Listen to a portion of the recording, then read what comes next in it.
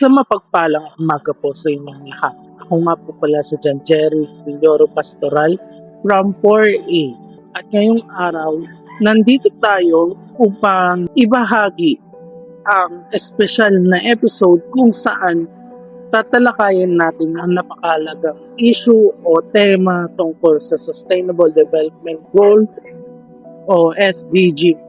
At ang SDG na napili ko ay SDG 1, 2, at 3. Dahil para sa akin, ito ay napakahalaga na malaman ng bawat isa at bilang isang filmmaker o broadcasting student is alam ko na napakalawak ng issue na ito o yung goal na ito upang malaman at matutunan pa ng iba kung bakit mahalaga siya na maabot natin bago ang 2030. So let's go.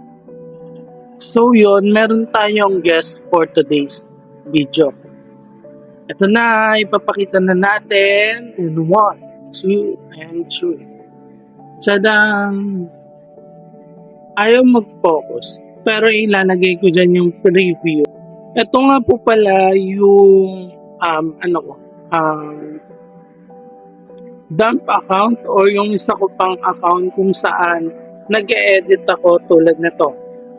Nito is yung tungkol sa West Philippine Sea.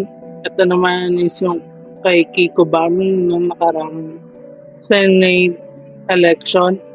And ito ang tatalakayin natin ngayong araw. Which is ang SDG. Yan. So dumako na tayo sa naging edit ko. Ito yon. Ang title nito is Kahalagahan ng SDG sa pagsugpo sa kahirapan, gutom at kalusugan. For the next page is sinabi ko dito is ano ang Sustainable Development Goal or SDG.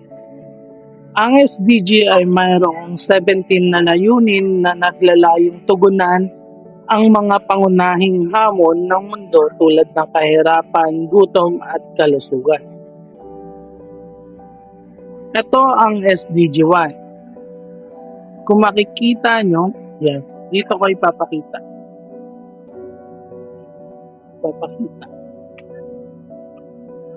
Kung nakikita nyo to, yan, siya si Nanay Malu at yung apo niya. Yan, si Nanay Malu.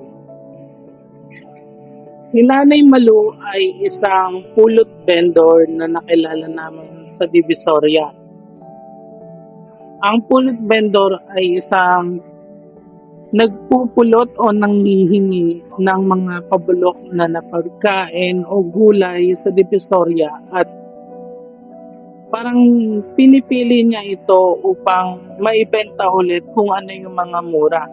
So, sinabi ko kanina nung ina-edit ko to na swak si Nanay Malu na maging example for SDG 1 and SDG 2. Dahil ginagawa niya ng paraan upang walang masayang na pagkain at pinaka-importante is makakain sila sa isang araw ng galing sa pinaghirapan nila o sa mga patapon ng basura.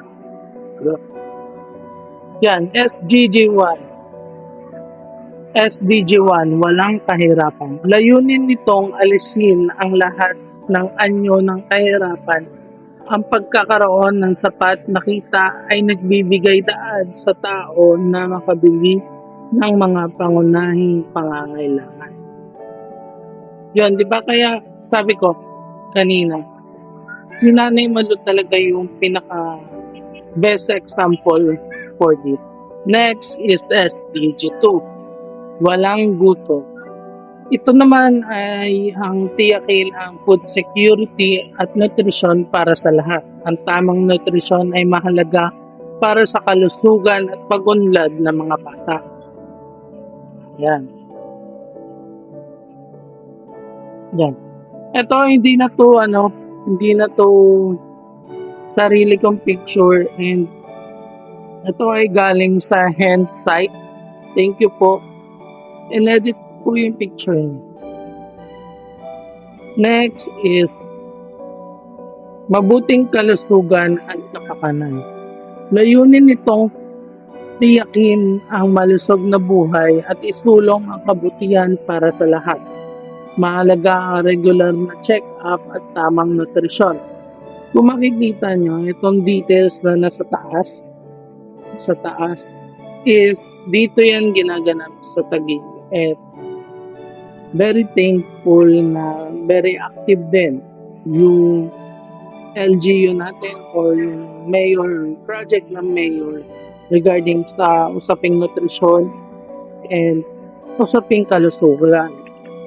And alam ko na dito din sa Taguig is merong libreng check-up and may mga nag-iikot din for vitamins, gamot, and sana soon o bago pa maabot yung 2030 or kung saan man taon mapunta is lahat tayo ay makaranas ng ganong uri ng serbisyo na para sa lahat.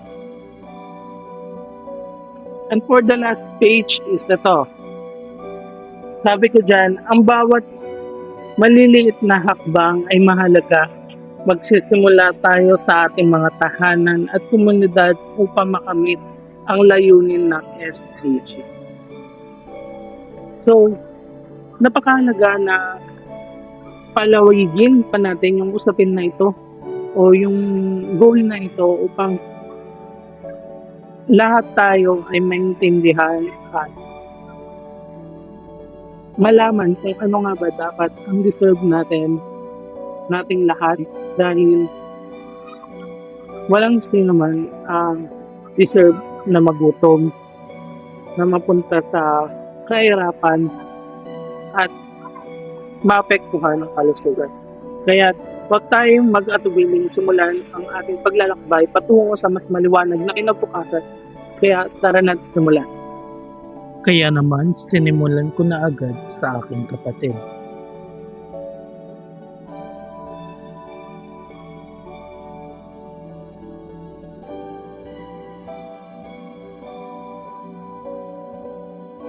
Sunod naman ay kay Mama.